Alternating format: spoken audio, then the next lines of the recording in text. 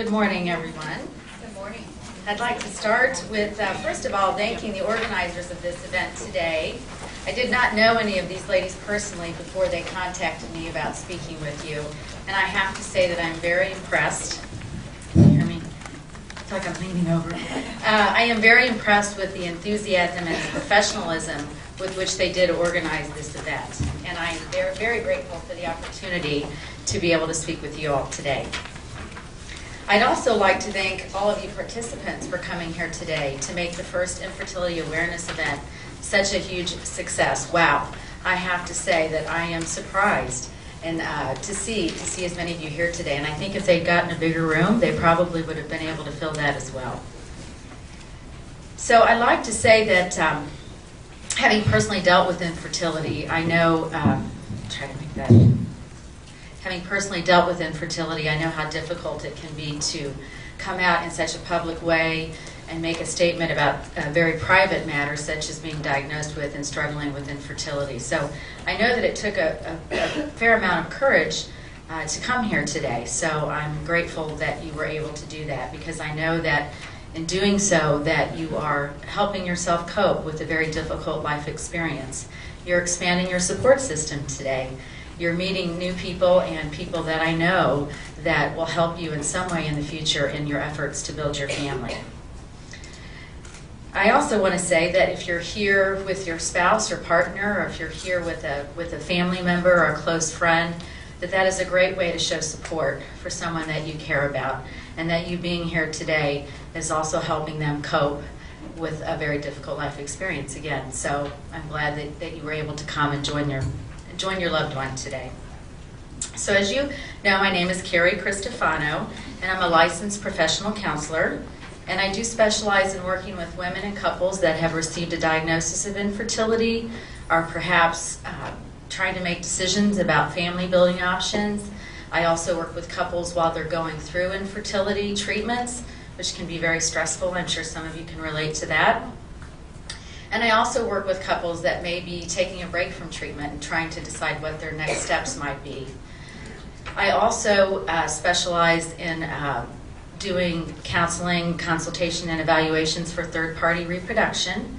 So I do work with couples that may be trying to decide if they want to use an egg donor or a sperm donor, perhaps a gestational carrier, or sometimes a combination of all three to build their family. Sometimes couples are trying to make that decision, or maybe they've already made that decision and are wanting to make sure that they've thought about all the special circumstances that go along with making a decision such as that. And I also do evaluations for potential anonymous egg donors. So when I was asked today what I was going to speak about, I had a bit of a difficult time trying to decide what the topic would be. Because when I was thinking about it, there are so many psychological and emotional aspects associated with infertility, and I wanted to pick just the right one. I wanted to pick the one that I hoped would be the most helpful to you, and of course that's impossible to know, but I decided that I would speak about the broad category of stress and infertility. So that's what I'm going to talk about today. And that is, of course, a very broad category. And talking about stress, I think most of us know what stress feels like. And there's lots of different definitions for stress. But most definitions of stress state that stress is typically a result of anything that we feel is threatening or harmful. So I think that most of you sitting in this room today know that receiving a diagnosis of infertility can feel very scary, threatening, and harmful in a number of ways. And there are a number of reasons why this is true. And one of them being, and I hear this all the time in clients that I work with, is that women and couples that are diagnosed with infertility unfortunately get messages from the media, whether it's in writing or in print, that somehow you're to blame for your infertility. Also, too, there are things that are said to women and couples that have been diagnosed with infertility by family and friends, and I do want to say for all the family and friends that are here that it is unintentional most of the time. No one would intentionally want to hurt someone that they love and care about. But that is the message many times that is received, that somehow that you are responsible for your infertility.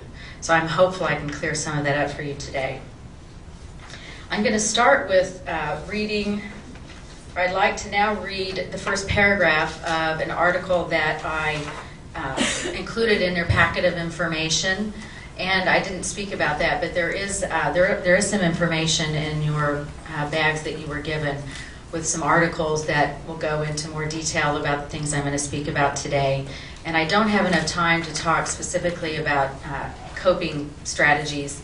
I wish I did, but I don't. So you will have some of that information in your packet. And there's also some websites that I listed that are good resources for you to do research. I'm sure you've probably already done, many of you, a fair amount of that, but I know that you'll find good, reliable information there, and I want to stress reliable because there's a lot of bad information out there about infertility. So, okay, so in starting with the article, Coping with the Stress of Infertility, I want to read the first paragraph because I think it really makes a good statement about what I'm trying to say. One of the many challenges of infertility is hearing the assumptions family and friends make about the relationship between stress and infertility. Wouldn't it be nice if what you heard on a daily basis was, "I am sorry that you have to go through infertility treatment. What can I do to support you?" Or, "I know it must be painful for you that your best friend is pregnant. Should I go buy her a shower gift for you?" Instead, you more often hear comments such as, "You are obsessed with this baby thing. If you would just stop thinking about it all the time, it would happen."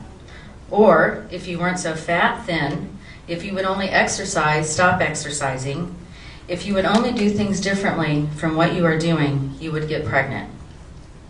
And of course, the all-time favorite, "If you just adopt, you'll get pregnant." That, I want to say, is not true. The research shows that even though most of us know someone or know someone that knows someone that did adopt and get pregnant, the research does not support that if you adopt, you will get pregnant. So, if nothing else, let's clear that up today. So I'm curious how many of you in this room have heard some version of the statements that I just read. Yeah, I'm not surprised. I hear that really from every woman and couple that I work with. They hear those kind of comments from family and friends, and sometimes, unfortunately, they hear it from their spouses.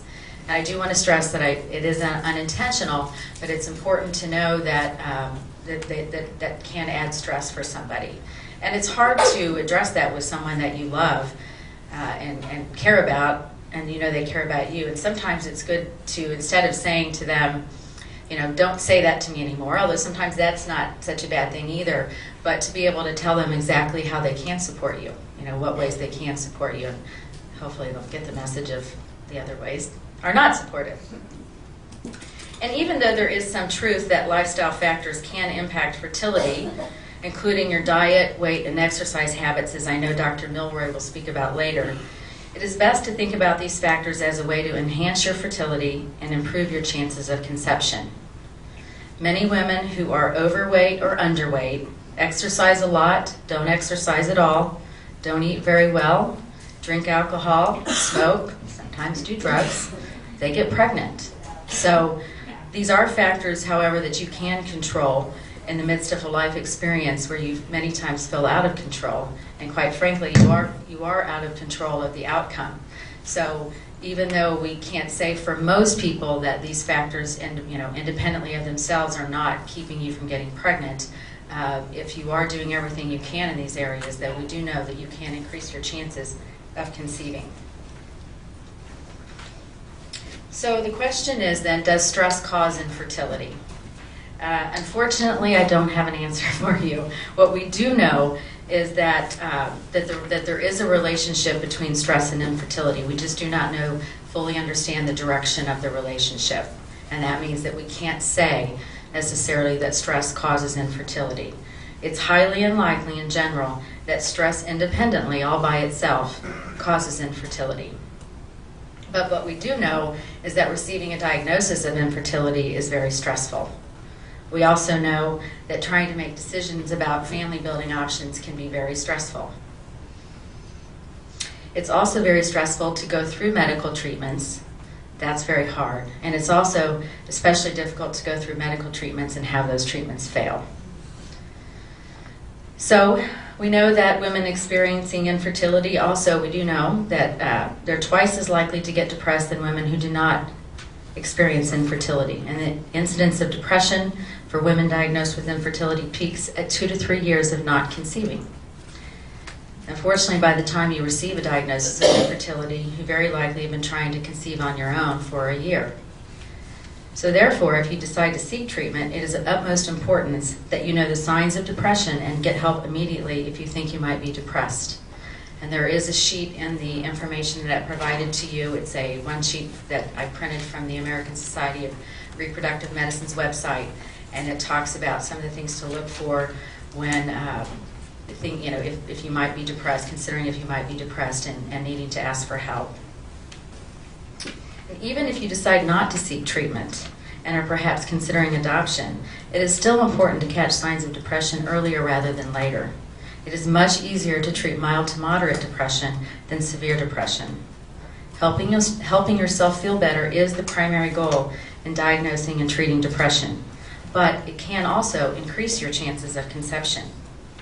Research shows for women that undergo in vitro fertilization, distress levels are associated with decreased pregnancy rates. In these studies, the more anxiety or depression that a woman expressed before going through IVF meant that she was less likely to get pregnant.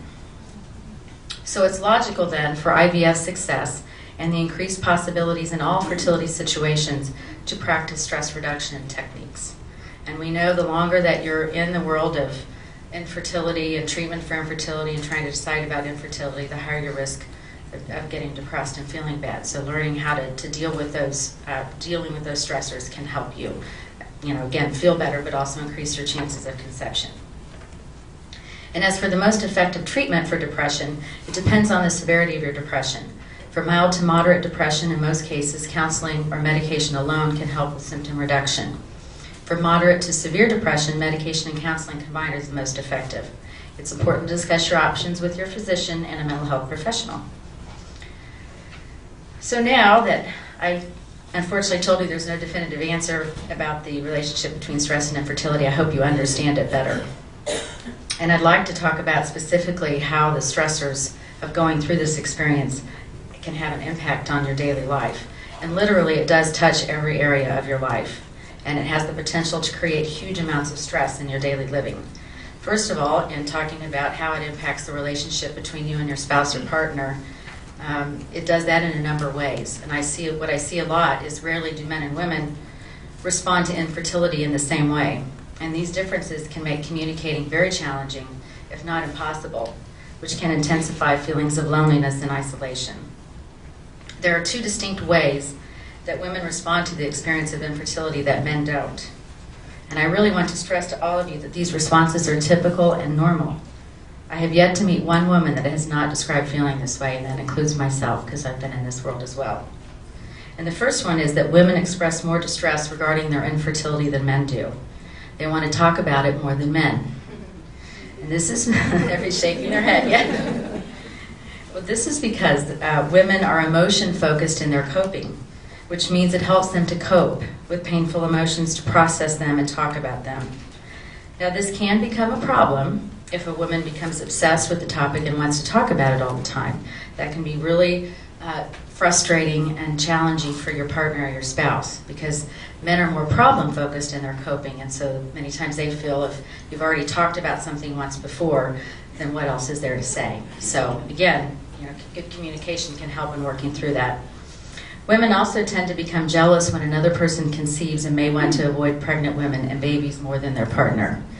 This can put pressure on a couple, especially when we're talking about close family members like siblings, close friends. If one person wants to go to a family get-together where they're, somebody's going to announce their pregnancy and one person doesn't, again, communication, being able to communicate effectively about working through these differences is very important. And if you have a hard time doing that, counseling can be very helpful in that area. Infertility changes the sexual relationship for a couple. I think I don't need to say a lot about that because you all probably know what that feels like. the sexual relationship goes from a pleasurable and fun way to connect and bond with your partner to a chore. You're just trying to make a baby. And it is a constant reminder of what's not happening. And it's hard to enjoy sex when one or both of you are thinking about, you know, am I going to get pregnant, am I not? Or I'm not going to get pregnant, so why bother? So it definitely impacts the relationship in that way. Decision making about treatment and family building options can be very stressful. And communicating effectively also helps in avoiding adding more stress in a very stressful time. And we already talked a little bit about how the experience can have a negative impact on your relationship with family and friends. Also, too, in that area, it's hard to manage difficult emotions when hearing the quote-unquote good news of others conceiving, and possibly hearing the negative, their negative emotions, that you're not happy enough for them. I hear that a fair amount. Being hurt by these comments can create a lot of stress and makes you want to avoid these people and situations sometimes even more. And that, unfortunately, means that you lose the social support that you need during a very difficult time. So that means it's important for you to find new sources of support, like coming to this event today. Infertility also can impact your job with missing work because of doctor's appointments and treatment timelines, and making you unable to travel for work. So this can be especially stressful if supervisors and coworkers don't know what you're going through. And you don't want them to know, but if you're in this world long enough, unfortunately, you have to find a way to tell them.